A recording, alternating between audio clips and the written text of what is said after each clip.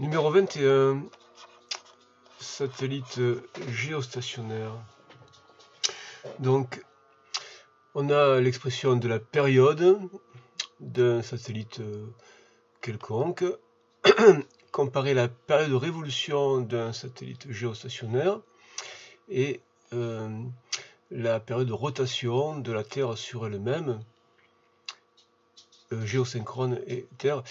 Eh bien, on va trouver que c'est exactement 86 164, donc 24 heures c'est le jour solaire, et là il faut qu'on prenne la période de rotation sur elle-même. Ce ne sera pas le jour solaire mais le jour sidéral, donc il prend comme référence une direction fixe, donc pointant vers une étoile, vers les étoiles lointaines, donc d'où le mot sidéral, jour sidéral, et c'est donc 23 heures, 56 minutes, etc.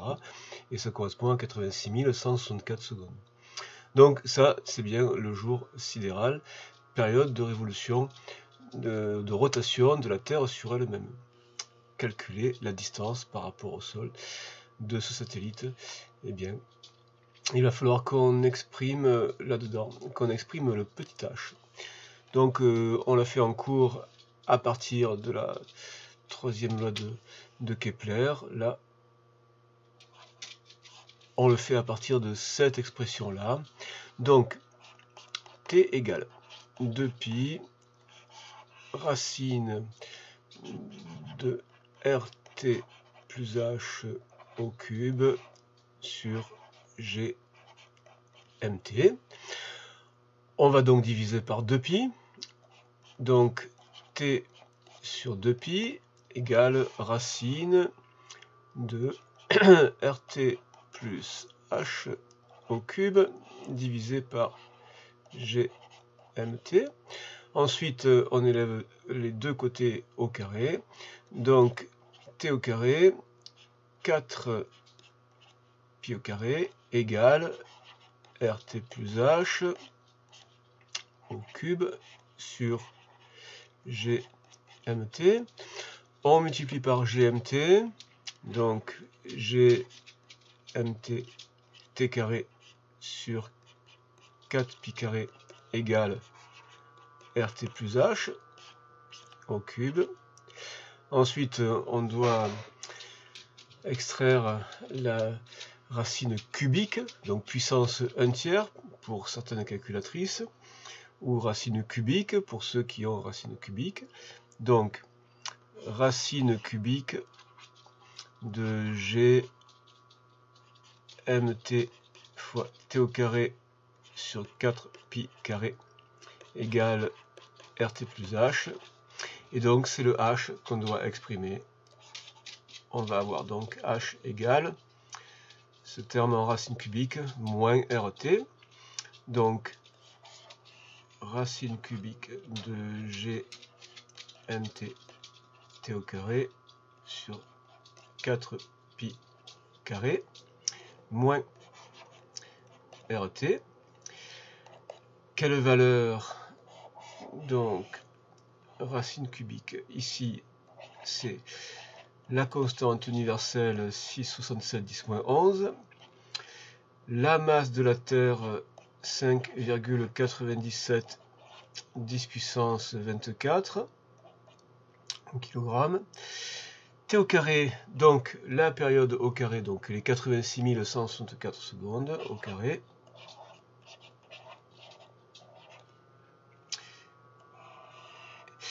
Divisé par 4pi au carré. Et donc moins RT. Et donc le rayon de la Terre, 6378. Alors, selon les énoncés, vous l'aurez à 3 chiffres, ou 2 chiffres, ou 4 chiffres. Donc 6378 km. Mais évidemment, avec l'unité légale pour les longueurs, donc en mètres, 6378 10 puissance 3. Et ceci, ça va vous donner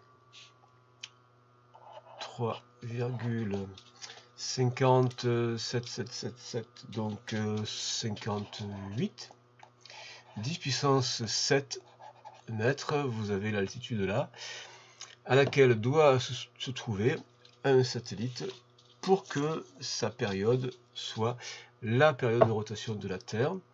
Donc ça fait en kilomètres 3,58 10 puissance 4 kilomètres, donc 35 800 km pour la période.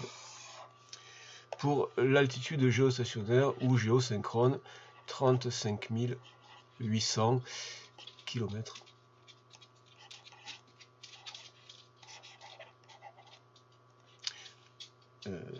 Du coup, là, ce ne sera pas 10 puissance 4, ce sera 10 puissance 3.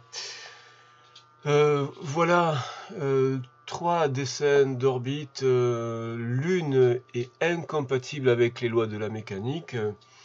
Bon, évidemment, dans le cas de la figure 2, l'accélération, si un satellite avait une orbite comme ça, l'accélération serait centripète, radiale centripète dirigée vers le pôle nord. Or, l'accélération est collinéaire avec la résultante des forces extérieures, donc l'attraction exercée par la Terre. Donc là, ça n'est pas possible, parce que l'attraction exercée par la Terre est dirigée vers le centre de la Terre, et l'accélération doit être collinéaire avec cette force. C'est la deuxième loi de Newton qui l'impose. Donc ça n'est pas possible. Ça, c'est possible. Ça, c'est possible. Dans tous les cas, l'accélération est bien collinéaire avec la force d'attraction exercée par la Terre. Est-ce que ça pourrait être une orbite géosynchrone? Donc là, dans ce cas, si c'est la bonne altitude, eh bien, ce sera bien géosynchrone. Le satellite sera visible, donc il aura la même période de révolution que la période de rotation de la Terre, et ici aussi. Maintenant, si c'est géostationnaire, ça veut dire reste à la verticale d'un point sur la Terre. Alors, en revanche, là, la rotation de la Terre s'effectuant autour de cet axe-là, les différents points de la Terre se déplacent comme ceci, et le satellite, lui, en revanche, va apparaître à une hauteur qui, elle, variera. Donc, ça ne pourra pas être géostationnaire. Là, c'est géosynchrone, mais pas géostationnaire. Ici, on a bien les satellites qui seront toujours à la verticale d'un point sur l'équateur. Et donc là, on peut les qualifier de géostationnaires. Quel est le sens de rotation du satellite? Eh bien, il faut évidemment que ce soit le même sens de rotation de la Terre. Donc, vu du dessus, ce sera le sens trigonométrique ou anti-horaire. Et ici aussi, dans ce sens-là, indiqué à quelle figure correspond ce type de satellite. Bon, on a répondu, c'était là, géostationnaire.